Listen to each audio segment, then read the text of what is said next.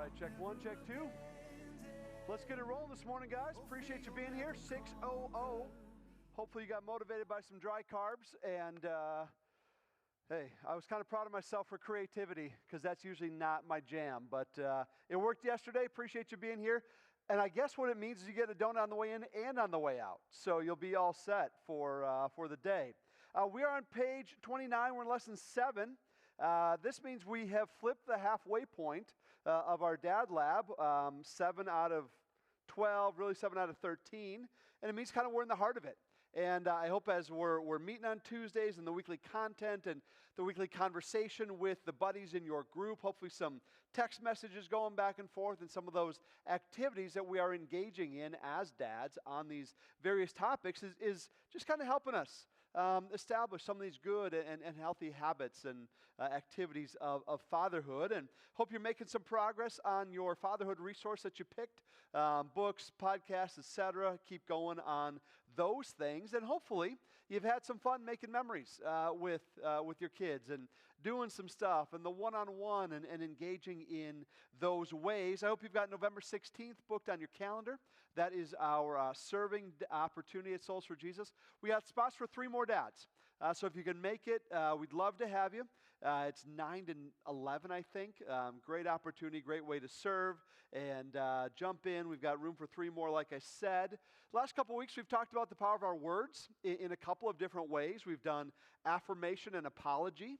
And as we strengthen that affirmation muscle and as we continue to engage in those things and the repetition, hopefully it's getting a little bit easier, especially if that's not kind of your jam, if those words don't easily come for you. Repetition and practice can go a long way. And then apology, man, I'm pretty good at the affirmation part. I hate the apology part. So I got to grow in that and learning how to jump in and initiating real, sincere, direct, and specific apology when it is needed and mending that relationship. Last week we talked about discipline. There's obviously the power of the tongue in discipline as well. What it is, what it isn't. Difference between discipline and punishment. And man, that might be, honestly, one of the biggest distinctions, but if we can get it right, one of the most powerful aspects of the Dad Lab is if we are moving our kids forward through discipline, not just punishing them out of our kind of emotive or out of our spontaneous frustration, but for their good and in the right direction. So today we're going to talk about money. So let's have a little bit of fun. Your icebreaker on page 29. If someone handed you a check for $10,000, cleared your calendar for a week, and required you to spend it selfishly, how would you do it? 60 seconds, think about it, write it down, then we'll chat about it.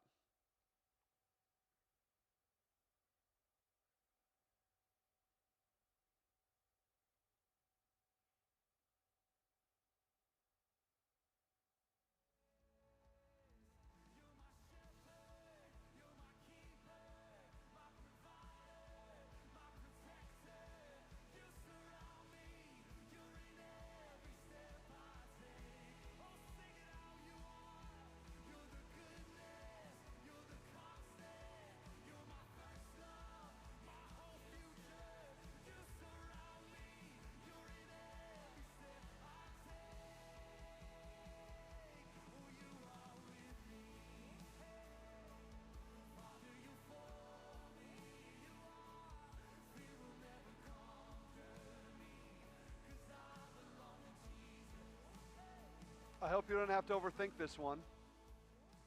You did. Rich did not have to overthink. All right. Stand up, find someone you don't know, you haven't talked to, who's not in your group. Introduce yourself and chat about how you would spend money frivolously.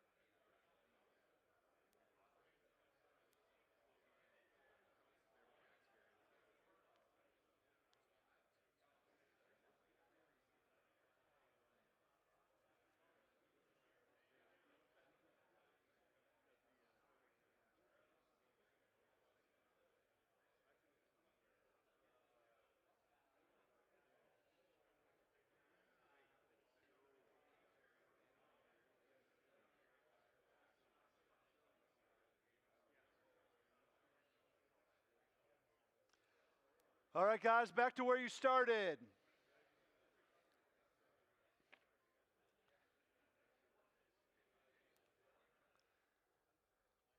If you've got your books, we're on page 29, but flip back to 28 for a second. I found this Steve Martin quote about money I thought was pretty funny. He says, I love money. I love everything about it. I bought some pretty good stuff, got me a pair of $300 socks, got a fur sink, an electric dog polisher, a gasoline-powered turtleneck sweater, and of course, I bought some dumb stuff too. Rich liked it.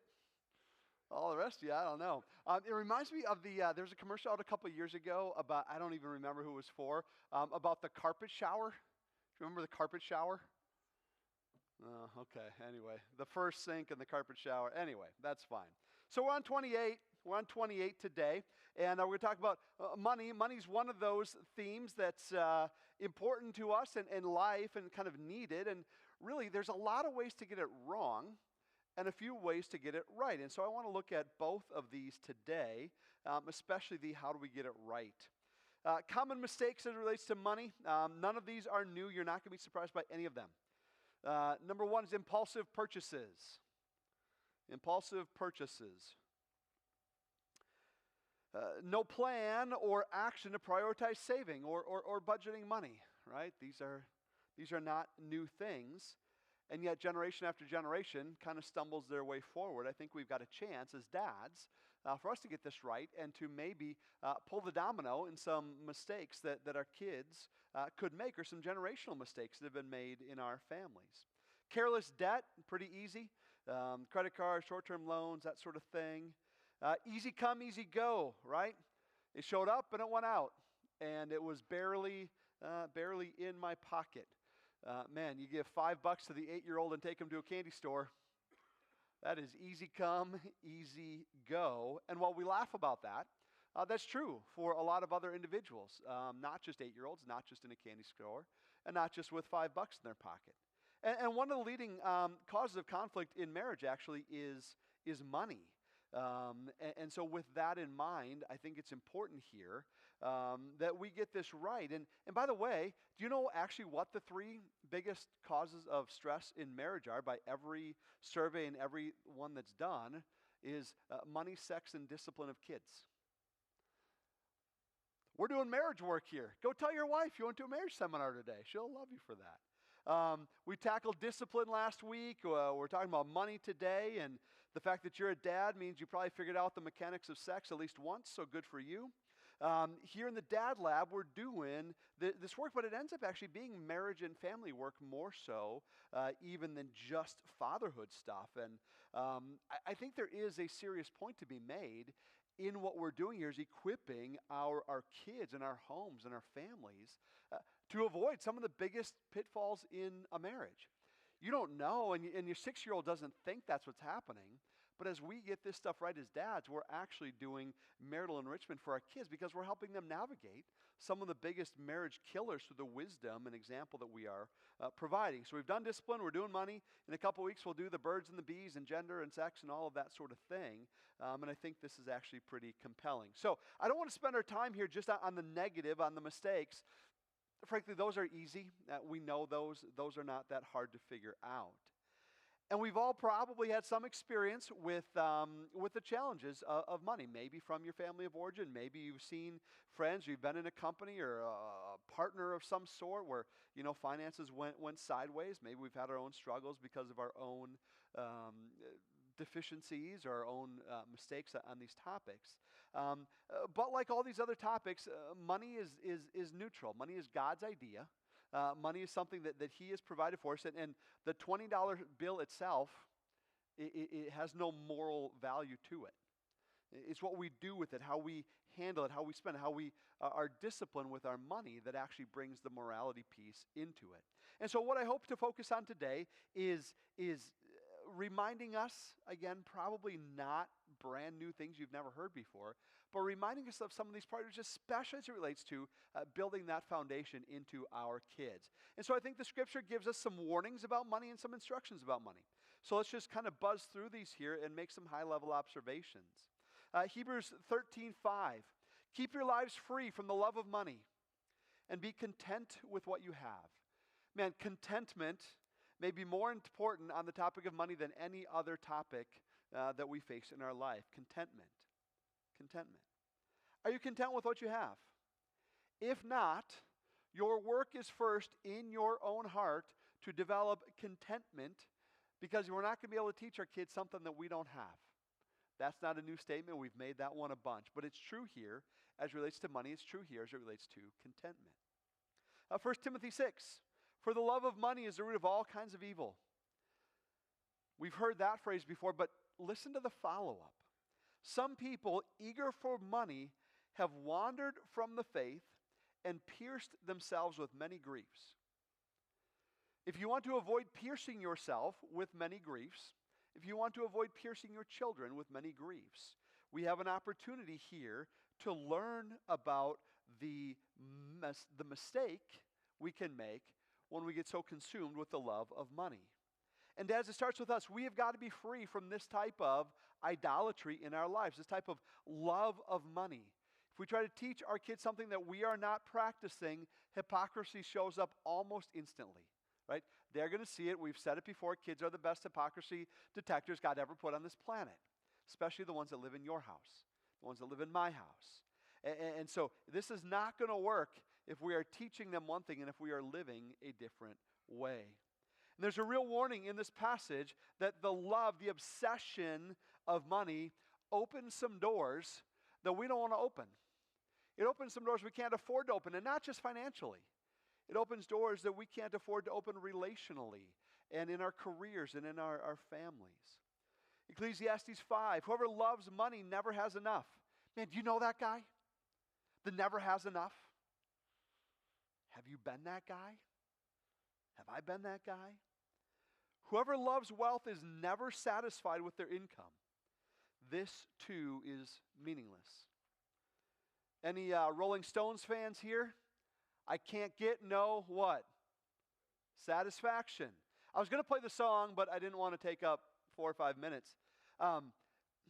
What's fascinating about this song, we all know the punchline, I can't get no satisfaction. But if you listen to the lyrics, what he's talking about is there's always someone telling him to buy something or do something or have something new, something shinier, something better, something faster. And no matter how hard he tries, he comes back to the same conclusion. I can't get no satisfaction. It's like he's been reading Ecclesiastes. It's like he's been reading Solomon here. And when we talk about money, I think we're also talking about the things that money can buy, the stuff of money. Because here's the truth of it, you know it. Eventually all this stuff wears out. All of it wears out. All the stuff wears out, and someone else will spend your money. Have you ever had to go through the belongings of a parent or grandparent after they have deceased? Okay. How much of it was worth keeping? There might be some sentimental things. I get that. I've got some sentimental things in my office from my grandpa. It's not because it's dollars valuable. It's because it's relationally valuable. So I have that. I get that there's some of those things. You know what you normally do the first call you make when it's time to go through Grandma and Grandpa's stuff? 1-800-GOT-JUNK. And you get the dumpster. And you fill it up. And I'm not being mean to your grandma. I'm not being mean to my grandma, right? It's just that it's stuff, right? It's stuff. And it wears out. And most of the time, you really can't even give it away. I actually read a stat. I don't know if it's true. It anecdotally seems true. 1 out of 2 people who receive inheritance money spend it within a year. Well, that's $5, $50, 50 grand, I don't know. Spend it within a year. It's never enough, right? It never, ever satisfies. Now, this doesn't mean we become frivolous. It doesn't mean we become reckless. It means we become wise. And we teach our children God's wisdom about money. So we've got the warnings from Scripture. We've also got some instructions. And so we're on page 30 now. Some of the positive instructions God gives us from Scripture about money. Proverbs 3, 9 and 10. Honor the Lord with your wealth, with the first fruits of all your crops. Then your barns will be filled to overflowing, and your vats will brim over with new wine. We have said this 1,000 times on 1,000 topics, but it's true on money as well. Obedience brings blessing. It does. Obedience brings blessing. Now, this is not Mike as some prosperity gospel teacher on TV where he guarantees that if you send me $1,000, it'll double. I'm not doing any of that stuff. It means that when we choose to honor God and be obedient to His instruction for us, including our money, that He sees and He affirms and He values that obedience. And here's the difficulty, I think, with the prosperity preachers that they miss is that they assume that God's blessing is only in the form of wealth and luxury. Can that be a form of God's blessing? Sure. Sure it can. But in reality, that's probably the least important type of blessing God can give us. What about peace, contentment, harmony in your home, relational joy, family? Those are eternal blessings. Those are, and they're temporary as well, but they're eternal. They have an impact beyond just, I've got some dollars in my pocket. The great contemporary theologian Zach Brownband said, there's no dollar sign on a peace of mind. Right? I won't sing it for you. He's actually kind of right. There isn't a dollar sign that you can put on peace and harmony and joy and love and relationship. There's no dollar sign. Those are some of the blessings that come with our obedience. Next, we give back to God first. We give back to God first. He's the creator. He's the provider. He's the sustainer. He's the giver of all good things. And when we recognize who He is and who we are, and when we are willingly and cheerfully, as my mother used to say, giving back to Him what He's already given to us, all we're recognizing is He's God and we're not. He's good. He's generous. He has all of it. We don't give to God because He needs it. He doesn't need it. We give to God because we recognize who He is and we are grateful and we submit willingly to His authority in our lives. And I don't know what your personal habits are in this regard, what they are at Spring Creek Church or in any ministry or thing that you support. I don't have access to financial records. I don't want access to financial records, okay? I'm responsible for what God has entrusted to Jamie and I. And you're responsible for what God has entrusted to you. But I do know this as a fact. I know this as a fact. If the idea of giving back to God first, this idea of tithing, this idea of generosity is new to you and you haven't done it before, that's cool. I'm glad we're talking about this. It will never be easier for you than it is today. That doesn't mean it will be easy today. I didn't say that. I said it will never be easier for you than it is today. Why? Because all of this stuff starts with us, guys. All of it starts with us. The Dad Lab stuff, all these things that we're doing. We first need to be the doers before we can be the teachers. And some of this doing stuff, it rubs against what we've done for 10 years of being a dad. It rubs against our family history of maybe we don't have great dads in our family history. So it's hard to do it. But it only gets harder the longer we go in an ungodly direction. And so this may be a big step. It might be. God blesses our obedience in these regards. And my guess is if you talk to enough guys in this room, they're going to say, yeah, it was hard. And I'm so thankful that I've learned it. And I'm so thankful that it has now become a habit because I see and I know so much differently than I did before. Matthew 6:24, no one can serve two masters. Either you will hate one and love the other, you'll be devoted to one and despise the other. You cannot serve both God and money. Guys, there are lots of opportunities for idolatry in our lives. Perhaps many things we can put in front of God, but money and the stuff money can buy, if that's not the first one, it's probably the second one, right? This can be one of the biggest stumbling blocks in our own lives, in our relationship to God. And the irony is, it's the very things that He gives us that can become an obstacle to our relationship with Him. We must choose, and it is a choice, we must choose to love and serve God more than we love and serve money. We choose daily, weekly, monthly, yearly. And apparently, this challenge of this topic has stood the test of time because some of these biblical principles about money are pushing 4,000 years old. They needed it. We need it. Our kids and future generations will need it as well. And so I don't want to be consumed with this in a bad way of just only speaking negatively. I want us to see what we're aiming at and what we're avoiding, because it will change the trajectory. It will flow down the family tree. And there are kind of two equal and opposite flaws here. One is obsession, and the other is ignorance. And neither of those are healthy, right? Neither the obsession of more or the ignorance of, well, it'll just all work out. Neither of those are God honoring. We need to be stewards, and we need to be good stewards of the resources that God has given us, and we are responsible with it. We honor God with it, but we're not consumed by it. We're not obsessed by it. In Proverbs 22, a good name is more desirable than riches. To be esteemed is better than silver or gold. If I can summarize this entire lesson in one bullet point, I think it's this one right here. Who you are is always more important than what you have.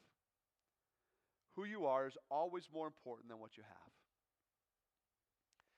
Have you ever been to a funeral where a family member or a friend has stood up and read you the final balance in the bank account of the person in the coffin?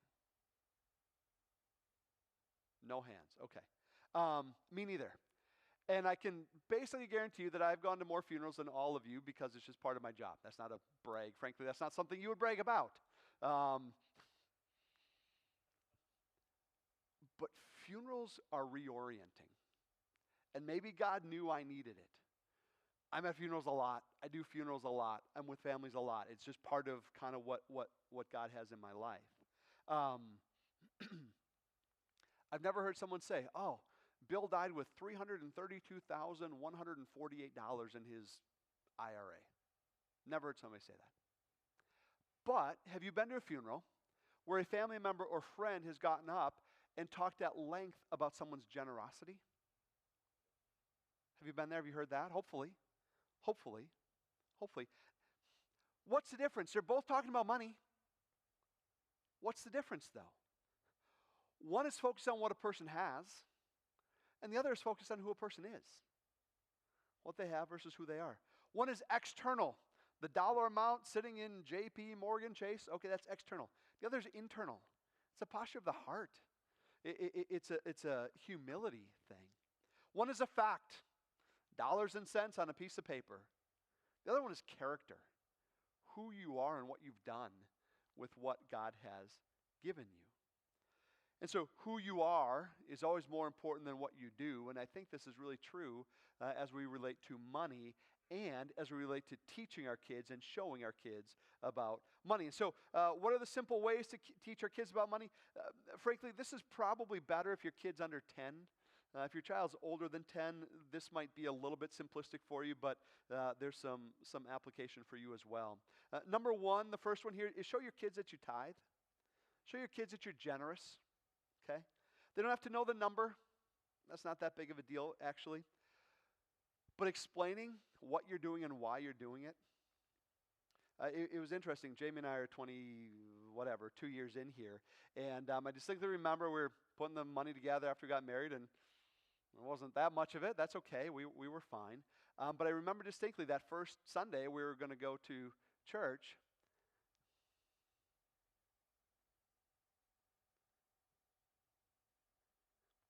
And we said to each other, my dad and her dad sat at the table before church, wrote out the check. I never knew how much money was on that check. But Jim did it, and Tom did it. And you know how much easier it made it for Jamie and I to do it? Left to myself, I'm not that good. I'm pretty greedy. But it was modeled, and we had seen it over and over again. And it made it so much easier. Show your kids. Show your kids. You set them up for success when you show them the right way. And I tell you that because I received it. I'm trying to do it, but I received it and it mattered. Next, open their first bank account with them. Let them be a hands-on participant. It's going to be easier and faster and more efficient if you do it. And it's going to miss the entire impact if you do it. Make a fun experience out of it. Talk to them often about it. What's happening? How to make a deposit. The mechanics of putting money in, taking money out. What are boundaries? The good news is the custodial accounts for kids actually have a lot of boundaries built in, so that's kind of a nice thing for you. But make it a goal. Make it a game. Make it fun. Help them establish a goal and maybe match it. They can make 20 bucks, man, add 20 more. Do the simple things with small dollar amounts that motivate them and point them in the right direction with larger dollar amounts. Third one, circle this. This is at any age. I think this is really important. Teach them the basic money sequence. And the sequence goes like this. Usually you hear the threefold, which is give, save, spend. I think we got to add the first one, earn. Earn, give, save, spend. Earning becomes really important. Money doesn't grow on trees. Your dad said that to you, my dad said that to me, and I'm going to say it to my kids, right? But if we miss the first part, I think we miss the whole sequence. Earning speaks to work ethic, speaks to ambition, it speaks to initiative. Hasn't that been our word for like everything in Dad Lab, initiative? Same thing's true here with dollars as we teach our kids. Earning speaks to work ethic. Giving speaks to generosity. We've hit on that. Saving speaks to responsibility. What do I do with the things I've been given? I demonstrate responsibility. And spending gives many opportunities for making wise decisions. Money is a wonderful teaching tool. And it's a very bad master. But it's a wonderful teaching tool. Earn, give, save, spend. Next, provide them with intentional opportunities to be generous. Maybe it's a project at school, a fundraiser, something about a team that they're on, or maybe it's something here at church. Talk with them about it. Initiate with them. What would they like to contribute? And I don't care if she's 5. Have the conversation with her. My experience is that you will be shocked at how much more generous kids are than adults. That's just been my experience. I wrote the outline of this lesson probably 3 or 4 months ago. I didn't really know how personally it would show up in my family in these last couple of months. Recently, one of my kids became aware of a financial need that exists for a place that he had traveled to recently and where people live very different lives than we live in Waukesha County. Is that a fair way to put it? And he became aware of this, and through a series of conversations that he initiated, Jamie and I kind of guided and tried to fan the flame of generosity. He made a really cool choice. And the dollars of it don't matter. They're between him and God.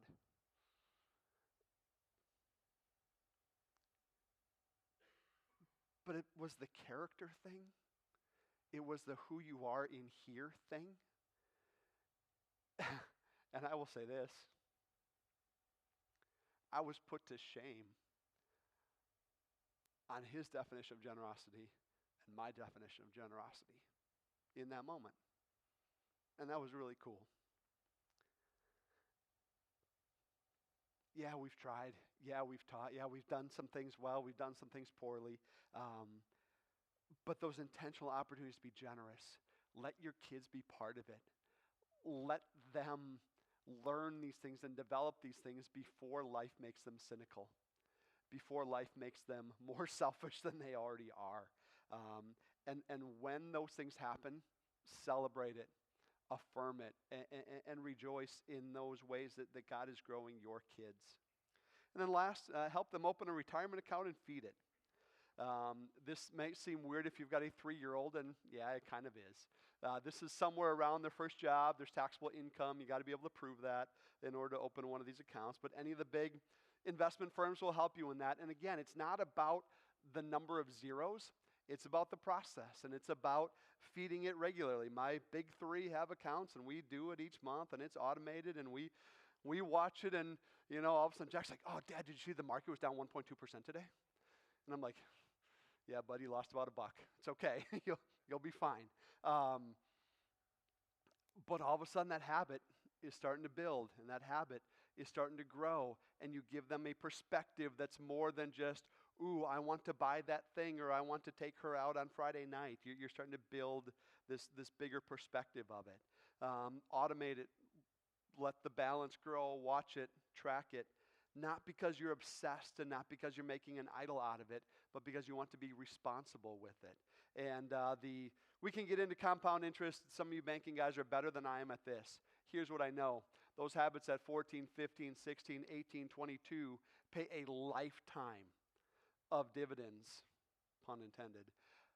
A lifetime of learning, a lifetime of growing, and you marry that with a lifetime of generosity, and this changes generations.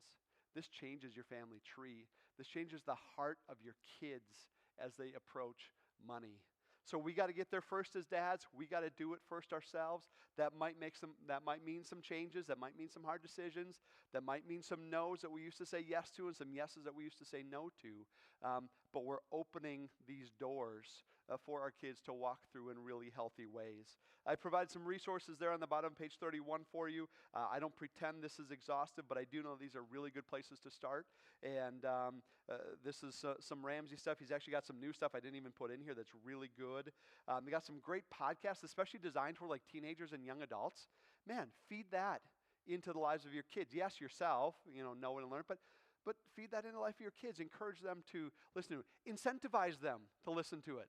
Hey, man, every one of these you do, every step you take, I'm going to match you. Do that kind of thing. Make it fun and enjoyable. And it's really cool to see how God will learn and grow our kids and us in this category of how we steward money. And so our question, small group, we'll talk about last week, looking back, how discipline go? Were you able to implement something that you learned? Number 2 is a little bit of a look back in our own life. What financial education did you receive from your parents? And most of us probably got a mixed bag. There are probably some good things, probably some bad things, some things we would want to repeat, and some things we would want to change. And then one way you can grow in stewarding your money God's way. I've given you some examples here on page 30. My kids are a little bit older, so we're getting a little bit more into college and scholarships, and ours will be focused a little bit more that direction. That's because that's our life stage. You figure out your life stage and find a way to grow. And of course, then the activity this week is when you've got that area, when you know where you need to grow, engage with your kids on this topic. Have a little bit of fun with them. Make it something that might be a first-time topic. Maybe you've never really jumped into this before. Or maybe it's a re-engagement on a topic that's been a little bit dormant. Or maybe there's a step you can help them take. But I think if we can move our kids forward and ourselves forward on this really important topic, and if we get it right from God's perspective, we eliminate so much heartache, so much challenge, so many marital conflicts, so many opportunities to be obsessed with or to put money in a position of idolatry, and to eliminate ignorance from the life of our kids. Man, if ignorance is what you receive from your parents on money, don't pass that on to another generation of your kids. So here's your group leader today. Your group leader is the person in your group who's been with their current employer the longest. Thanks for coming, guys. See you next week.